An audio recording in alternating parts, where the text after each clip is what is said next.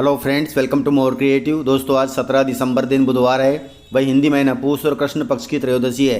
तो चलिए शुरू करते हैं आज की बड़ी खबरें। यदि आपको खबरें पसंद आए तो वीडियो को लाइक जरूर करिएगा और आप हमें प्रदेश के किस जिले से देख रहे हैं कमेंट बॉक्स में जरूर बताइएगा। दोस्तों, खबरें पूरी पाने के लिए वीडियो अंत तक जरूर देखिए और आप हमारे फेसबुक पेज को फॉलो जरूर करें। इसका लिंक डिस्क्रिप्शन में दिया गया है। गाइस, मुख्यमंत्री उद्यम क्रांति योजना में 905 करोड़ रुपए का बजट पास हुआ है। मोहन कैबिनेट में मुख्यमंत्री उद्यम क्रांति योजना के तहत 905 करोड़ 25 लाख रुपए का बजट पास किया गया है। यह बजट साल 2026-27 से साल 2030-31 तक खर्च किया जाएगा। इस योजना में 18 से 45 साल के युवाओं को स्वरोजगार के लिए 50,000 से 50 लाख रुपए तक का लोन मिलेगा। आपको बता दें कि स्वरोजगार के लिए हर साल 3% ब्याज दर पर अनुदान भी मिलेगा। इसके साथ 7 साल तक लोन गारंटी और फीस अनुदान भी मिलेगा। यह बजट आने वाले 5 साल के लिए मंजूर किया गया है। यदि आप इस योजना के तहत लोन लेना चाहते हैं तो जरूर अप्लाई करें और सरकार की योजना का लाभ लें। दोस्तों, मुख्यमंत्री मोहन यादव ने कर्मचारियों के नियमितीकरण पर लिया है बड़ा फैसला। मोहन कैबिनेट में मध्य प्रदेश में कर्मचारियों के हित में बड़ा फैसला लिया गया है। फैसले के तहत अब अस्थायी और स्थायी सेवाओं का अंतर खत्म कर दिया गया है। यह व्यवस्था पिछले 5 दशकों से लागू थी, जिसे अब समाप्त कर दिया गया है। दोस्तों, आपको बता दें कि प्रदेश में करीब 7.5 लाख शासकीय कर्मचारी हैं। इनमें लगभग 5% पद अस्थायी थे। 2 श्रेणियों में बांटने से कर्मचारियों को कानूनी दिक्कतें होती थी। अब इस फैसले से उन दिक्कतों को खत्म कर दिया गया है जो कर्मचारियों के हित में है। सरकार के इस फैसले से सभी विभाग प्रमुख अब अस्थायी कर्मचारियों को स्थायी बना सकेंगे। इसका मतलब है कि अब अस्थायी श्रेणी नहीं होगी। जो भी खाली पद रहेंगे अभी उन्हें नियमित रूप से भरा जाएगा। कुल मिलाकर अब अस्थायी भर्ती नहीं होगी, केवल स्थायी भर्ती ही होगी, जो कर्मचारियों के लिए बड़ी अच्छी बात है।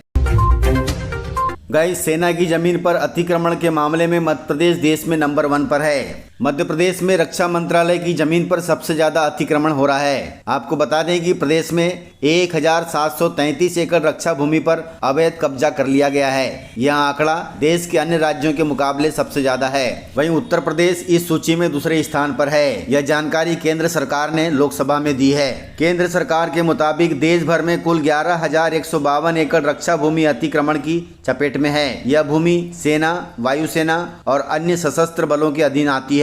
इसमें से 16% हिस्सा अकेले मध्य प्रदेश का है। दूसरे नंबर पर उत्तर प्रदेश है। अब रक्षा मंत्रालय जल्द ही इस भूमि को मुक्त करेगा। गाइस, मध्य प्रदेश में पंच और सरपंच के लिए अनिवार्य हुई शैक्षणिक योग्यता। पंचायती राज चुनाव 2026 से पहले राज्य सरकार ने एक बड़ा फैसला लिया है। अब गांव की सरकार चलाने वालों के लिए न्यूनतम शिक्षा योग्यता बढ़ा दी गई है। नए नियमों के अनुसार वार्ड पंच बनने के लिए 10वीं पास और सरपंच बनने के लिए 12वीं पास होना अनिवार्य कर दिया गया है। दोस्तों, आपको बता दें कि सरकार का मानना है कि ग्रामीण विकास योजनाओं, डिजिटल कार्य प्रणाली और पारदर्शिता को मजबूत करने के लिए पंच तथा सरपंचों का शिक्षित होना बहुत जरूरी है। स्मार्ट गांव, ई गवर्नेंस जैसे सिस्टम को देखते हुए यह बदलाव लंबे समय से मांग में था, जिसे अब पूरा कर लिया गया है। कुल मिलाकर अनपढ़ लोग अब पंचायत में पंच सचिव नहीं बन पाएंगे। दोस्तों, मध्य प्रदेश में करोड़ों रुपए की साइबर ठगी का हुआ है खुलासा। मध्य प्रदेश के बैतूल जिले में एक बड़े साइबर अपराध का खुलासा हुआ है, जहां दुबई से संचालित अवैध ऑनलाइन बेटिंग नेटवर्क के जरिए करोड़ों रुपए की ठगी और मनी लॉन्ड्रिंग की जा रही है। पुलिस ने इन 9 आरोपियों को गिरफ्तार भी कर लिया है। यह मामला तब सामने आया जब एक मजदूर के बैंक खाते में अचानक करोड़ों रुपए का लेन देन हुआ। जांच में यह पता चला कि इस गिरोह ने बैंकिंग सिस्टम की कमजोरियों का फायदा उठाया था। इसके लिए उन्होंने म्यूल अकाउंट का इस्तेमाल करके अपने काले धन को सफेद किया था। अब ये सभी ठग पुलिस की गिरफ्त में आ गए हैं। आप लोग भी इन साइबर ठगों से सचेत रहें। गाइस, संबल हितग्राहियों के लिए खुशखबरी है। मुख्यमंत्री मोहन यादव ने संबल हितग्राहियों के खातों में डाले हैं 160 करोड़ रुपए। मुख्यमंत्री मोहन यादव ने 16 दिसंबर को प्रदेश के संबल हितग्राहियों के बैंक खातों में 160 करोड़ रुपए डाले हैं। सिंगल क्लिक के माध्यम से 7,227 हितग्राहियों के बैंक खातों में 160 करोड़ रुपए ट्रांसफर किए हैं, जो कि संबल हितग्राहियों के लिए बड़ी राहत की खबर है। दोस्तों, मध्य प्रदेश में जंगलों की सैर पर अब मोबाइल बैन हो गया है। आज से लागू हुआ है यह नया नियम।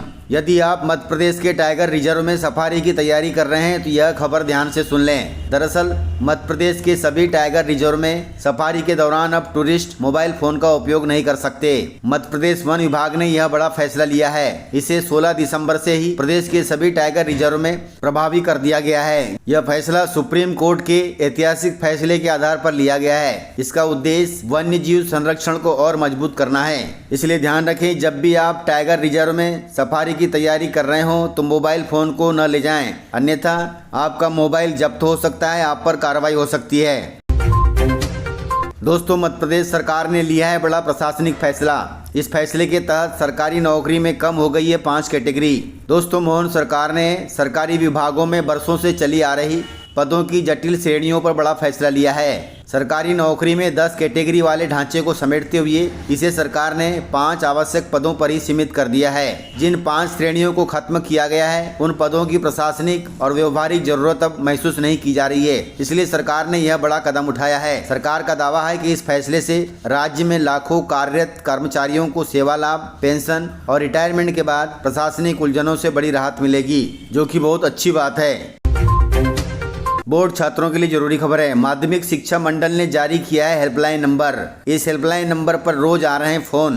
गाइस, माध्यमिक शिक्षा मंडल ने बोर्ड परीक्षाओं से पहले परीक्षार्थियों की मदद के लिए अपनी हेल्पलाइन सेवा शुरू कर दी है। इसके लिए हेल्पलाइन नंबर जारी किया गया है। वह हेल्पलाइन नंबर है 1800-233-4363। इस नंबर पर आप अपनी समस्या का समाधान पा सकते हैं। यह नंबर सुबह 8 बजे से रात 8 बजे तक जारी रहेगा। इस नंबर पर आप परीक्षा संबंधी मदद मांग सकते हैं। परीक्षार्थी तथा उनके अभिभावक भी इस नंबर पर मदद मांग सकते हैं। इसके लिए 18 काउंसलर नियुक्त किए गए हैं। इस नंबर पर बच्चों के फोन आ रहे हैं। बच्चे कह रहे हैं कि वे फेल तो नहीं हो जाएंगे, उनका पेपर कैसा बनेगा, कहीं पेपर गलत तो नहीं आएगा। वहीं अभिभावक भी फोन कर रहे हैं, बच्चों की तैयारियां कैसे करवाएं। उन्हें काउंसलरों द्वारा सलाह दी जा रही है कि वे बच्चों पर कोई दबाव न बनाएं, उन्हें घरों में खुश होकर पढ़ाई करने के लिए प्रेरित करें। इससे वे तनाव मुक्त रहकर ही अच्छी पढ़ाई कर सकते हैं और अच्छे नंबरों से पास हो सकते हैं। यदि आप 10वीं और 12वीं बोर्ड परीक्षाओं के छात्र हैं तो इन बातों का विशेष ध्यान रखें, या फिर दिए गए हेल्पलाइन नंबर पर काउंसलरों से मदद भी मांग सकते हैं। इस प्रकार से खबरें थी। यदि आपको खबरें पसंद आई हो तो वीडियो को लाइक, शेयर एंड सब्सक्राइब जरूर करें। तो मिलते हैं सर अगले वीडियो में। तब तक के लिए जय हिंद, जय भारत, जय MP।